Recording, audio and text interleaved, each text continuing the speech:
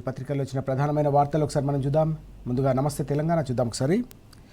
పరాధీన ప్రభుత్వం తెలంగాణకు మరణ శాసనం శీర్షికన ప్రధానమైన వార్త కనిపిస్తుంది ఈరోజు. పాలమూరుకు తలారి కాంగ్రెస్ పార్టీ, కాంగ్రెస్ సర్కారు మాత్రమేనంటూ ఈ వార్త. బాబు ప్రయోజనాలే పరమావధి, మన ప్రాజెక్టులు జల సమాధి అంటూ ఈ అంశం మనం చూస్తూ ఉన్నాం. రేవంత్ సర్కారు తీరిదే అంటూ పాలమూరుకు పూర్తిగా ఎడారి చేసే ఒక ప్రయత్నం, ఒక పన్నాగం జరుగుతోంది. కాంగ్రెస్ సర్కారు సమైక్య రాష్ట్రంలో ఎలాంటి విధ్వంసం చేసిందో, దక్షిణ తెలంగాణకు మరోసారి కృష్ణా జలాలను పూర్తిగా తాకట్టు పెట్టేలాగా వ్యవహరిస్తోందంటూ నిన్న తెలంగాణ భవన్లో పీపీటీ ఇచ్చిన సందర్భంగా హరీష్ రావు గారు తీవ్ర స్థాయిలో ధ్వజమెత్తారు. అలాగే తెలంగాణను ముంచుతున్న జలద్రోహి రేవంత్ అంటూ బీఆర్ఎస్ వర్కింగ్ ప్రెసిడెంట్ కేటీఆర్ గారు కూడా తీవ్ర స్థాయిలో ఆగ్రహం వ్యక్తం చేశారు. అంశాలకు సంబంధించిన సమగ్రమైన కథనాలు మనం చూస్తూ ఉన్నాం. పవర్ఫుల్ ప్రెజెంటేషన్ శీర్షికన ఈ వార్త. శ్రీశైలం ధారాదత్తం చేసేందుకే మొత్తం కుట్రంతా కూడా నడుస్తుందంటూ నిన్న హరీష్ రావు గారు ధ్వజమెత్తారు. అందుకే జూరాలపై పూర్తిగా రాష్ట్ర ప్రభుత్వం ఝూటా మాటలు మాట్లాడుతుందంటూ ఆయన మండిపడ్డారు. కమిషన్ల దందాతోనే కాంగ్రెస్ ఈ ద్రోహం చేస్తోంది, పీపీటీలో ఎండగట్టిన హరీష్ అంటూ ఈ కథనం మనం చదవచ్చు. పూర్తి వివరాలన్నీ కూడా సమగ్రంగా నమస్తే తెలంగాణలో కనిపిస్తూ ఉన్నాయి. జల వివాదాలన్నీ కూడా కాంగ్రెస్ నాటిన విష బీజాలే అంటూ ఆయన మండిపడిన అంశం కూడా కనిపిస్తుంది. సమైక్య ప్రభుత్వాల ధోరణిలోనే రేవంత్ తీరంతా కూడా నడుస్తూ ఉంది. గతంలో సమైక్య రాష్ట్రంలో 60 ఏళ్ల పాటు ఏ రకమైన వైఖరి, ఏ రకమైన ధోరణి అప్పటి ప్రభుత్వాల్లో కనిపించిందో అదే రకమైన వైఖరిని ప్రస్తుతం రేవంత్ సర్కారు కూడా కొనసాగిస్తుంది. అందుకోసమే తెలంగాణలో మళ్ళీ సాగునీటి కష్టాలు, రైతుల ఆత్మహత్యలు, యూరియా కోసం క్యూ లైన్లు, ఇలా ప్రతి దాంట్లో కూడా రైతుకు మరణ శాసనం రాసేలాగా, వ్యవసాయానికి పూర్తిగా సంక్షోభంలోకి నెట్టేలాగా కుట్రలన్నీ కూడా కొనసాగుతున్నాయి. అన్నిటికంటే ముఖ్యంగా ఏ నీళ్ల కోసమైతే ఉద్యమం జరిగిందో ఆ నీళ్లనే మరోసారి దోచిపెట్టే ప్రయత్నాలు జరుగుతున్నాయని నిన్న హరీష్ రావు గారు మండిపడ్డారు. శ్రీశైలం, తుంగభద్ర నీళ్లకు పూర్తిగా తెలంగాణకు ఆ హక్కులు దక్కకుండా ఏపీకి వదిలేసినట్టే మొత్తం ప్రభుత్వ వ్యవహారం అంతా చూస్తూ ఉంటే అర్థమవుతోందంటూ ఆయన ఆక్షేపించారు. పాలమూరుకు 27,500 కోట్లు ఖర్చు చేసిన విషయాన్ని ఈ సందర్భంగా గుర్తు చేశారు.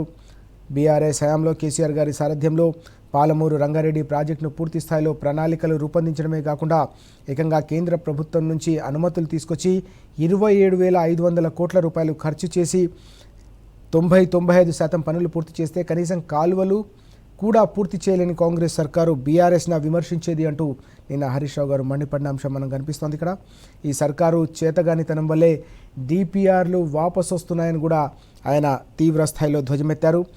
బీఆర్ఎస్ హయాంలో ఏకంగా వలసలు వాపసు వస్తే కాంగ్రెస్ హయాంలో ఇప్పుడు డిపిఆర్లు వాపసు వచ్చే దయనీయమైన దుస్థితి కాంగ్రెస్ సర్కార్లో నెలకొందంటూ కూడా హరీష్ రావు గారు మండిపడిన అంశం మనం చూస్తున్నాం. ఇక్కడ కాంగ్రెస్ రాకతో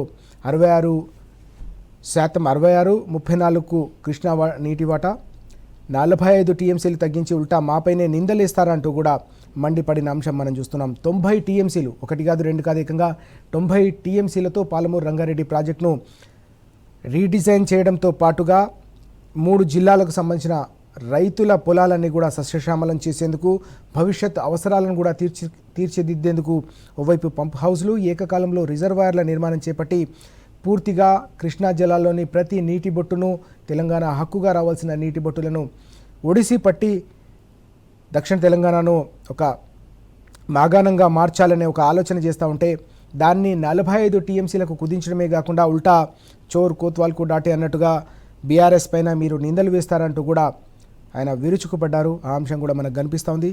జీవో కాపీలు సగం చదివి తప్పుదోవ పట్టిస్తారా అని కూడా ఆయన విమర్శించారు. జీవోలు చదివితే పూర్తిగా చదవాలి. బీఆర్ఎస్ హయాంలో ఏ ఉద్దేశంతో, ఏ ఆలోచనతో, ఏ సంకల్పంతో జీవోలు తీసుకొచ్చి ముందుకు అంశాలు కూడా చూడాలి. మీరు కూడా తీసుకొచ్చిన జీవోలో కేవలం మీకు పనికొచ్చేవి, మీరు దాయాల్సిన అంశాలను పక్కన పెట్టి ఇతర అంశాలు మాత్రమే ప్రస్తావిస్తూ ఉన్నారు. ఇదంతా కూడా తెలంగాణకు గొంతుకొసే ప్రయత్నం, తెలంగాణ రైతుల వెన్నుపోటు పొడిచే ప్రయత్నం రైతులకు అంటూ ఆయన మండిపడిన అంశం కూడా కనిపిస్తోంది. అరేంజ్మెంట్కు, అగ్రిమెంట్కు కూడా తేడా తెలియదా అనేది ఇక్కడ ప్రధానంగా మనకు కనిపిస్తున్న అంశం. తాత్కాలిక ఒప్పందం కేంద్ర ప్రభుత్వం, అది కూడా ఒత్తిడి తీసుకొచ్చి అనుమతుల కోసం రకరకాల అంశాలను తెరపైకి తీసుకొచ్చి పూర్తి స్థాయిలో సమస్యను పరిష్కరిస్తామని చెప్పి తాత్కాలికంగా చేసిన అరేంజ్మెంట్కు జరగబోతున్న అగ్రిమెంట్కు తేడా తెలియదా, అగ్రిమెంట్కు అరేంజ్మెంట్కు ఆ మాత్రం కూడా తేడా తెలియకుండా మీరు ప్రభుత్వాన్ని ఎలా నడుపుతున్నారంటూ కూడా ఆయన సూటిగా ప్రశ్నించిన సందర్భం కూడా కనిపించింది. అసెంబ్లీలో అబద్ధాలకు మీ నాలుక కోయాలనా అంటూ కూడా హరీష్ రావు గారు మండిపడ్డారు. కాంగ్రెస్ జలద్రోహాలపై మాజీ మంత్రి హరీష్ రావు ఫైర్. తెలంగాణ భవన్లో పవర్ఫుల్ పవర్ పాయింట్ ప్రెజెంటేషన్ అంటూ ఈ వార్త ప్రధానంగా కనిపిస్తోంది. మనం చూస్తున్నాం, దీనికి సంబంధించిన సమగ్రమైన వివరాలు కూడా కనిపిస్తూ ఉన్నాయి. ఏ నీళ్ళ కోసమైతే తెలంగాణ పోరాటం జరిగిందో, ఏ నీళ్ళ కోసమైతే తెలంగాణకు సంబంధించిన రైతులు దశాబ్దాల పాటు ఆత్మహత్యలు చేసుకున్నారో, ఏ నీళ్ళ కోసమైతే తెలంగాణకు సంబంధించిన రాష్ట్ర ఆకాంక్ష ఏకంగా దేశ రాజకీయ వ్యవస్థనే మెప్పించి ఒప్పించి తల వంచేలా చేసిందో, ఆ నీళ్ల కోసం జరిగిన ఉద్యమం మరోసారి చేపట్టాల్సిన దయనీయమైన పరిస్థితి తెలంగాణ రాష్ట్రంలో నెలకొంది. కాంగ్రెస్ అధికారంలోకి రాగానే మళ్ళీ పూర్తిగా పాత కష్టాలు, సమైక్య రాష్ట్రం నాటి కన్నీళ్లు మళ్ళీ తెలంగాణ రైతులకు, అన్నిటికంటే ముఖ్యంగా దక్షిణ తెలంగాణ రైతులు ప్రస్తుతం పూర్తి స్థాయిలో కాంగ్రెస్ చేతిలో దగా పడుతున్న ఈ ఉద్యమానికి కూడా శ్రీకారం చుట్టేందుకు పీఆర్ఎస్ సన్నద్ధంగా ఉందంటూ నిన్న హరీష్ రావు గారు స్పష్టం చేసిన అంశం మనకి ఇక్కడ కనిపిస్తోంది. మరోవైపు బీఆర్ఎస్ వర్కింగ్ ప్రెసిడెంట్ కేటీఆర్ గారు కూడా తీవ్ర స్థాయిలో విరుచుకుపడ్డారు. తెలంగాణను పూర్తి స్థాయిలో ముంచుతున్న జలద్రోహి రేవంత్ అంటూ ఆయన విరుచుకుపడిన అంశం కూడా ప్రధానంగా మనకు కనిపించింది.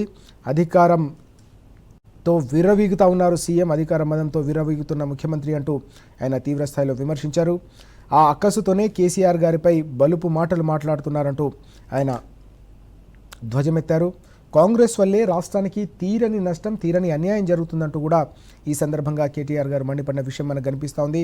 తరతరాలకు సంబంధించిన కష్టాలు కన్నీళ్లను తుడిచేందుకు పోరాటాల ద్వారా తెలంగాణను సాధించుకుంటే మళ్ళీ కాంగ్రెస్ సమైక్య రాష్ట్రంలో ఉన్నప్పుడు ఏ కష్టాలనైతే చవి చూపించిందో అవే కష్టాలను కన్నీళ్లను మళ్ళీ తెలంగాణ రైతులకు, ఈ తరం ప్రజలకు కూడా మరోసారి పరిచయం చేసిన పాలన ప్రస్తుతం కొనసాగుతుందంటూ కూడా ఆయన మండిపడిన అంశం మనం చూస్తున్నాం. ఇక్కడ తరతరాలుగా దగా, అడుగడుగున మోసం, నయవంచన మాత్రమే కాంగ్రెస్ పాలకులు తెలంగాణ ప్రజలకు ఇచ్చారు తప్ప ఇప్పుడు కూడా కనీసం సంక్షేమం, అభివృద్ధి చేసిన పాపాను పోలేదు. కేవలం అబద్ధపు హామీలు, గారడీ మాటల గ్యారంటీలు తప్ప తెలంగాణ ప్రజలకు ఒరిగిందేమీ లేదు. 2 ఏళ్ల పాలనే దానికి ఒక సజీవ సాక్ష్యం అంటూ కూడా కేటీఆర్ గారు విరుచుకుపడిన అంశం కూడా కనిపిస్తోంది. ప్రజలకు ఇచ్చిన మాట తప్పిన రాహుల్, రేవంత్లను ఎన్నిసార్లు ఉరిదీయాలంటూ కూడా ఆయన తీవ్ర స్థాయిలో మండిపడిన అంశం కూడా మనం ఇక్కడ చూస్తూ ఉన్నాం. BRS working president KTR fire అంటూ నిన్న పీపీటీ సందర్భంగా తెలంగాణ భవన్లో ఏర్పాటు చేసిన కార్యక్రమానికి హాజరైన కేటీఆర్ గారు స్పష్టంగా రాష్ట్ర ప్రభుత్వ వైఖరిని తీవ్ర స్థాయిలో ఎండగట్టారు. కేసీఆర్ గారి హయాంలో ఏ రకంగానైతే ఓవైపు గోదావరి, మరోవైపు కృష్ణా జలాలను పూర్తి స్థాయిలో వినియోగించుకొని ఒడిసి పట్టి తెలంగాణకు సంబంధించిన రైతుల సాగునీటి కష్టాలను శాశ్వతంగా తీర్చే ఒక సమగ్రమైన ప్రణాళికలు, వాటి అమలును ఒక యుద్ధ ప్రాతిపదికనగా ఒక యజ్ఞంలాగా చేపడితే కాంగ్రెస్ అధికారంలోకి వచ్చిన తర్వాత అటు కాళేశ్వరం, ఇటు పాలమూరు రంగారెడ్డి 2 ప్రాజెక్టులను కూడా రాజకీయ కక్షలతో బలిపెడుతోంది. దక్షిణ తెలంగాణలో ఏకంగా కృష్ణా జలాలను పూర్తిగా ఏపీకి రాసిచ్చేసి తెలంగాణ రైతులకు, దక్షిణ తెలంగాణకు సంబంధించిన అన్నదాతలకు శాశ్వతంగా మరణ శాసనం రాస్తూ ఉన్నారు. ఇది ఎట్టి పరిస్థితుల్లో కూడా బీఆర్ఎస్ పార్టీ సహించే ప్రసక్తే లేదంటూ కూడా నిన్న కేటీఆర్ గారు స్పష్టం చేశారు. మరో మహోద్యమానికి కేసీఆర్ గారి సారథ్యంలో తెలంగాణ సమాజం, తెలంగాణ రైతాంగం అంతా కూడా సిద్ధమవుతోంది. రైతాంగం తమ హక్కులను, సాగునీటి హక్కులను కాపాడుకునేందుకు కూడా నేపథ్యంలో బీఆర్ఎస్ కూడా జల హక్కుల కోసం మరో పోరాటానికి సమగ్రంగా సిద్ధమవుతుందనే అంశాన్ని సమగ్రంగా పూర్తి స్థాయిలో ప్రజలను సంఘటితం చేసి, రైతాంగాన్ని కూడా సంఘటితం చేసి వారందరి సహకారంతో రానున్న రోజుల్లో రాష్ట్ర ప్రభుత్వం మెడలు వంచేందుకు, కాంగ్రెస్ అలాగే ఢిల్లీ పార్టీలకు సంబంధించిన మెడలు వంచేందుకు మరో పోరాటానికి సిద్ధంగా ఉన్నామని కూడా స్పష్టం చేసిన అంశం మనం ఇక్కడ చూస్తూ ఉన్నాం. అసైన్డ్కు రెడ్ మార్కింగ్ అంటూ మరో కీలకమైన వార్త కూడా మనకు కనిపిస్తూ ఉంది. ఫ్యూచర్ సిటీకి సంబంధించిన అంశం ఇది. ఫ్యూచర్ సిటీ పేరిట మరోసారి భూసేకరణకు ప్రభుత్వం కసరత్తు చేస్తుందనే అంశం ఇది. పోలీసు పహరాల్లో దాదాపు 2 రోజులుగా అక్కడ మరోసారి సర్వే చేస్తూ ఉన్నారు. కొత్తపల్లిలో ఏకంగా 1800 ఎకరాల సేకరణ కోసం అక్కడ సిబ్బంది స్కెచ్ వేస్తూ ఉన్నారు. ప్రభుత్వ ఆదేశాల మేరకు ఇదంతా కూడా జరుగుతుందనే అంశం మనం చూస్తున్నాం. అలాగే మొండి గౌరెల్లిలో 821 ఎకరాలకు ఎసరు. ఓం కారేశ్వరాలయ 1400 ఎకరాలపైన కూడా కన్ను వేశారు. జోరుగా అసెండ్ భూముల్లో హద్దు రాళ్ళు గుర్తింపు, దొంగచాటు సర్వేలు ఎందుకని రైతులంతా కూడా, చుట్టుపక్కల రైతులంతా కూడా తీవ్రస్థాయిలో ఆగ్రహం వ్యక్తం చేస్తున్నారనే అంశం. ఆందోళనకు గురవుతున్న 3 గ్రామాల ప్రజలు అంటూ ఫ్యూచర్ సిటీ పేరిట ఇటీవల గ్లోబల్ సమ్మిట్లో అనేక రకాల ఆర్భాటాలు చేసిన ప్రభుత్వం తాజాగా అక్కడ పెద్ద ఎత్తున భూసేకరణ మరోసారి చేపట్టేందుకు రంగం సిద్ధం చేస్తుందనే అంశం మనం చూస్తున్నాం. అనేక వందల ఎకరాలకు సంబంధించిన భూముల్లో అసైన్డ్ భూముల్లో రెడ్ మార్కింగ్ చేస్తూ ఉన్నారని చెప్పేసి అక్కడి రైతులు 3 గ్రామాలకు సంబంధించిన రైతులు తీవ్ర ఆందోళనలో ఉన్నారు. తమ భూములను ఎక్కడ కోల్పోవాల్సి వస్తుందో అనే ఆందోళన వారిని వెంటాడుతున్న పరిస్థితి మనకు కనిపిస్తోంది. ఇప్పటికే అనేక ప్రాంతాలకు సంబంధించిన రైతులు ప్రభుత్వం తమ భూములను బలవంతంగా లాక్కుంటుందంటూ RRR పరిధిలో కూడా ఆందోళన చేస్తున్న పరిస్థితి. ఏకంగా హైదరాబాద్లోని ప్రధాన కార్యాలయాలకు వచ్చి అమీర్పేటలో కూడా వారు నిరసన వ్యక్తం చేసిన సందర్భాలు మనం చూసినాం.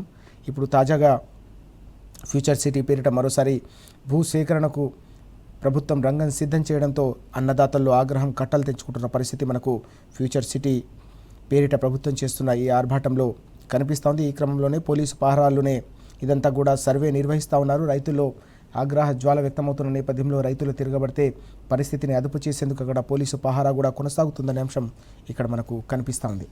ఇక మరో వార్త, రేవంత్ గాలి తీసిన ఏపీ సర్కార్ అంటూ మరో అంశం కూడా మనం చూస్తున్నాం. ఇక్కడ 2020లోనే రాయలసీమ లిఫ్ట్ పనుల నిలిపివేత సర్కారు ఫిర్యాదులతోనే కేంద్రం ఆదేశాలు ఇచ్చింది. కుండబద్దలు కొట్టిన ఏపీ ప్రభుత్వం తాను చెప్తే చంద్రబాబు పనులు ఆపారన్న రేవంత్ అంటూ ఈ వార్త మనకు కనిపిస్తూ ఉంది. ఆ మేరకు అసెంబ్లీలో సీఎం ప్రగల్భాలు దుమారం. రేవంత్ సర్కారు తీరును తీవ్రంగా ఖండించిన ఏపీ రాజకీయ లబ్ధి కోసమే ప్రకటన చేశారని మండిపాటు అంటూ ఈ వార్త మనకు కనిపిస్తుంది. కృష్ణా జలాలను దోచుకునేందుకు ఏపీ రాయలసీమ లిఫ్ట్ పెట్టిన సందర్భంలో బీఆర్ఎస్ అధినేత మాజీ సీఎం కేసీఆర్ గారు పట్టించుకోలేదంటూ తెలంగాణ ముఖ్యమంత్రి చేసిన ఆరోపణలన్నీ కూడా అవాస్తవాలని మరోసారి తేలిపోయిందంటూ ఈ కథనం మనకు కనిపిస్తోంది. పూర్తిగా 2020లోనే ఈ లిఫ్ట్ పనులన్నీ కూడా నిలిపివేసినప్పటికీ కూడా అసెంబ్లీ వేదికగా పూర్తిగా ప్రజల్ని సభను తప్పుదోవ పట్టించే ప్రయత్నం ఈ ప్రభుత్వం చేసిందనే అంశం ప్రధానంగా కనిపిస్తోంది. ఈ నేపథ్యంలోనే ఈ మొత్తం అంశానికి సంబంధించిన సమగ్రమైన వివరాలు ఈరోజు మనకు పత్రికల్లో కనిపిస్తున్నాయి. మరిన్ని కీలకమైన వార్తలు చూద్దాం. రాష్ట్రంలో రైతులకు గడ్డు రోజులు అంటూ మరో వార్త కూడా మనకు కనిపిస్తుంది. ఇక్కడ యూరియా సరఫరాపై పొంతనలేని మంత్రుల ప్రకటనలు. మాజీ మంత్రి ఎర్రబెల్లి దయాకర్ రావు ఫైర్ అంటూ ఈ అంశం కనిపిస్తోంది. రైతులకు ఏ రకంగా గడ్డు రోజులు దాపురించాయో అంశానికి సంబంధించిన వివరాలు మనం చూస్తున్నాం. యూరియా కష్టాలు రోజు రోజుకు తీవ్రమవుతున్న నేపథ్యంలో రైతాంగం ప్రభుత్వ వైఖరిపై మండిపడతా ఉంది. 10 ఏళ్లలో ఎప్పుడు కూడా యూరియా కష్టాలు అనేవి లేవు. కనీసం ఎప్పుడు కూడా ఒక్క బస్తా కోసం తంటాలు పడ్డది లేదు. కానీ కాంగ్రెస్ వచ్చిన తర్వాత మొత్తం మళ్ళీ పరిస్థితి మొదటికి వచ్చింది. సమైక్య రాష్ట్రంలో 10 ఏళ్ల క్రితం 12 ఏళ్ల క్రితం ఎట్లాంటి పరిస్థితి ఉండేదో అంతకంటే దారుణమైన పరిస్థితి ఇప్పుడు తయారైందని రాష్ట్రంలోని కర్షకులంతా కూడా మండిపడుతున్న వార్తలు మనకు ప్రతినిత్యం కూడా కనిపిస్తూ ఉన్నాయి.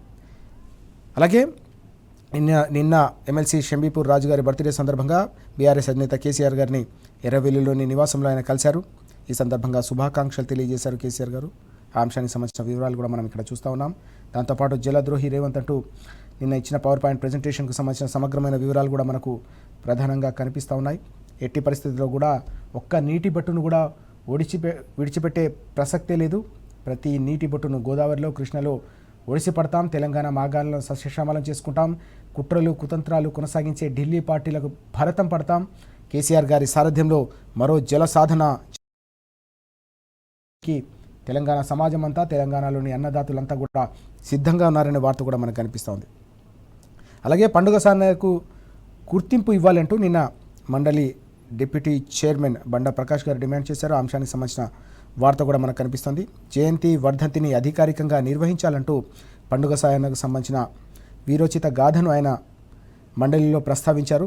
అధికారికంగా ప్రభుత్వం జయంతి వర్ధంతి కార్యక్రమాలను నిర్వహించాలని చెప్పేసి ఆయన పిలుపునిచ్చిన, ఆయన ప్రభుత్వాన్ని కోరిన అంశం కూడా ప్రధానంగా ఈరోజు మనకు కనిపిస్తూ ఉంది. ఇక ఒక్కసారి తెలంగాణ టుడే చూద్దాం. తెలంగాణ టుడేలో ప్రధానంగా Harish లేస్బేర్ రేవంత్స్ lies on water rides అంటూ వార్త ప్రధానంగా కనిపిస్తుంది మనకు. Says Congress government surrendered Telangana's interest to appease Andhra Pradesh and centre అంటూ వార్త. BRS deputy floor leader and former irrigation minister Harish Rao tore into the ruling Congress party's allegations, accusing it of systematically undermining Telangana's river water rights and reversing the gains secured after statehood అంటూ మండిపడ్డారు. తెలంగాణ రాష్ట్రం సాధించుకున్న తర్వాత ఒక్కొక్క నీటి బొట్టును ఒడిసిపట్టి తెలంగాణ హక్కులను కాపాడే ప్రయత్నం జరిగితే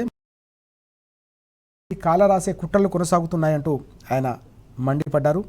the Revanth Reddy administration had revived Congress era injustices in the Krishna River Basin through policy drift, political submission and administrative inaction అంటూ మండిపడ్డారు.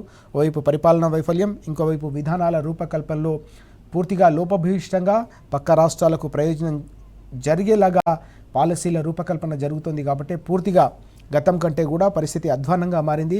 దీనన్నిటికీ కూడా తప్పకుండా కాంగ్రెస్ మూల్యం చెల్లించక తప్పదు. దక్షిణ తెలంగాణలో ఒకప్పుడు పాలమూరు అంటేనే వలసలకు కేర్ ఆఫ్ అడ్రస్గా ఉంటే దాన్ని వలసలను వాపస్ తీసుకొచ్చి సస్యశ్యామలంగా పాలమూరును మార్చేందుకు ఏకంగా ప్రతిష్టాత్మకంగా పాలమూరు రంగారెడ్డి ప్రాజెక్టును చేపడితే పూర్తిగా దాన్ని నిర్వీర్యం చేసేందుకు కాళేశ్వరంపై ఏ రకంగానైతే రాజకీయ కక్ష కట్టారో కేసీఆర్ గారికి పేరు వస్తుందన్న ఏకైక రాజకీయ కక్షలో భాగంగానే పాలమూరు రంగారెడ్డి ప్రాజెక్టును కూడా పడుకోబెట్టారు. దాన్ని పూర్తిగా నిర్వీర్యం చేసి శ్రీశైలం నుంచి వెళ్ళే జలాలు కావచ్చు, ఓవరాల్గా కృష్ణా నుంచి వెళ్ళే జలాలన్నింటినీ కూడా ఏపీకి గంపగుత్తగా రాసిచ్చే పన్నాగం నడుస్తుంది. దీన్ని ఎట్టి పరిస్థితుల్లో సహించమంటూ మరోసారి అసెంబ్లీ వేదికగా కుండబద్దలు కొట్టిన అంశం మనకు ప్రధానంగా ఇవాళ పత్రికల్లో, అన్ని పత్రికల్లో కూడా కనిపిస్తూ ఉంది. ఇవి ఈరోజు పత్రికల్లో వచ్చిన చాలా కీలకమైన వార్తలు.